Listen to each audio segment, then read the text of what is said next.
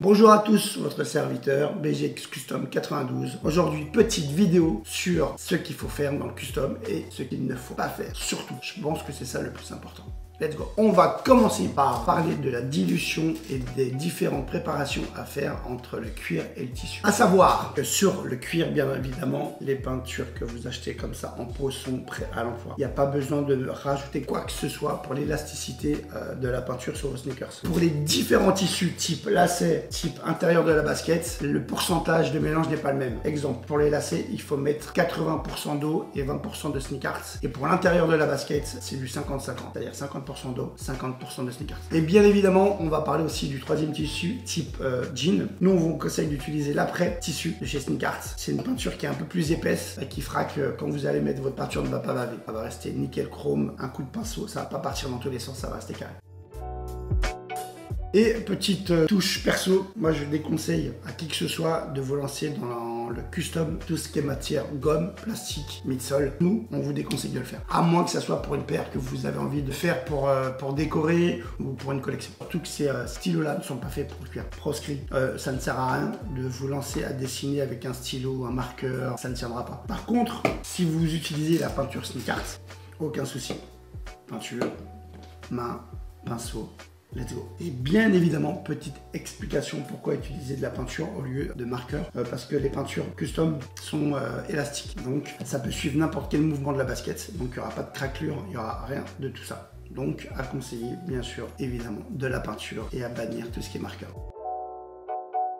Première étape pour commencer un custom, déjà aller chez un vendeur de chaussures, c'est plus facile. Une fois que vous avez la paire de chaussures, bien évidemment la sortir de sa boîte. Et après, important, vital, le décapage. C'est pour enlever le vernis du fabricant. Si vous mettez de la peinture sur une paire vernie, vous êtes sûr que c'est catastrophe. Coton, de base en haut, de droite à gauche. Et après, let's go, c'est parti pour votre custom. Il y a certaines parties qu'il faut peut-être un peu plus, voire beaucoup plus travailler. Type ici, parce que quand vous allez marcher, il va y avoir la flexion. Et il y a ce fameux pli dégueulasse qui apparaît au bout de quelques jours de marche. Donc n'hésitez pas à rester un peu plus longtemps sur ces parties-là. Et bien évidemment, des fois, ça arrive quand vous allez peut-être un peu trop poncer. Il y a la partie grise qui va apparaître. Un conseil, ne mettez pas du blanc directement sur la partie grise. Prenez un gris très clair, commencez à mettre une couche ou deux sur ces parties-là et après, vous pouvez mettre du blanc. Comme ça, après, la paire sera pas neuve, mais pratiquement. Petit conseil, quand vous allez mettre votre premier coup de pinceau, certaines couleurs, il faut vraiment mettre quelques couches supplémentaires. Nous, on a une astuce, c'est par exemple pour le violet. Je vous conseille de mettre une couche d'indigo sur le blanc qui fera que dès que vous allez mettre le violet, au lieu de mettre 2-3 couches, normalement une couche suffira pour atténuer tout le blanc de la basket. À savoir que pour ceux qui se lancent dans le custom et qui n'ont jamais utilisé de pinceau, nous on vous conseille de mettre plusieurs fines couches, mais très important, fines. Si vous mettez un gros coup de pinceau avec un gros tas de peinture, déjà ça fera pas joli et surtout la peinture risque de craquer. Donc surtout, pensez-y, n'essayez pas de gagner du temps à essayer de combler vite les blancs, surtout commencez par des fines couches. Surtout pour les débutants, si vous peignez par exemple ici alors que vous le vouliez pas, c'est pas fini, c'est pas mort, commencez pas à vous torturer l'esprit. Vous avez juste à prendre le décapant. Ce genre de petit ustensile, on appelle ça des cure-dents de précision. Je sais, j'ai dit n'importe quoi. Mais bon, c'est marrant, c'est quand même, ça, en plus, c'est la forme d'un cure-dent en fait. Hein. Vous prenez la basket, vous mettez un peu de dissolvant et vous n'hésitez pas à frotter et c'est récupéré. Et pour terminer, aucun custom ne doit repartir chez un client sans le vernissage. Ce type de vernis. Il y a du brillant, il y a du mat. Bon, moi je suis team mat, je suis pas fan du brillant, mais après c'est à vous de choisir. Une palette pour mettre votre vernis, un pinceau. Je vais juste vous montrer rapidement comment on fait. Avec les bec verseurs de chez Sneakers, c'est top, c'est économique.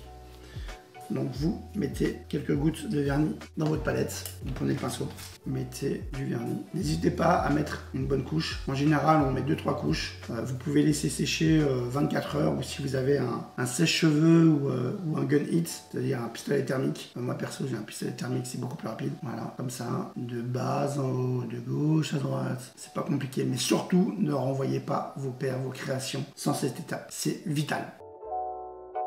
Et petit tips perso, je sais que je reçois pas mal de messages de personnes qui me demandent comment j'arrive à faire mes visuels pour les présenter à mes clients ou mes montages vidéo, même si je suis pas forcément le meilleur dans ce domaine-là. Il y a 2 logiciels qu'il faut absolument que vous ayez. C'est Procreate pour créer vos visuels, pour éventuellement les montrer à vos clients. Et pour les montages vidéo, moi j'utilise CapCut. C'est la base. On n'a pas besoin d'être un génie. Il faut juste forcément le travailler un petit peu, mais je pense qu'avec une journée ou 2 de concentration sur ce type d'appli, vous arrivez à faire des trucs super ludiques, super agréables et surtout professionnels.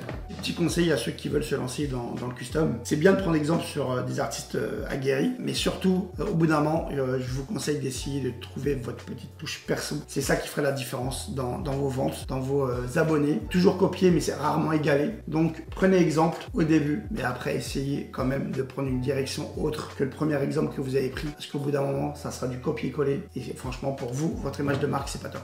Et voilà les amis, c'est la fin. En tout cas moi je sais que j'ai bien kiffé faire tous ces tutos en compagnie de Sneakart. J'espère que j'ai pu vous aider à mon niveau.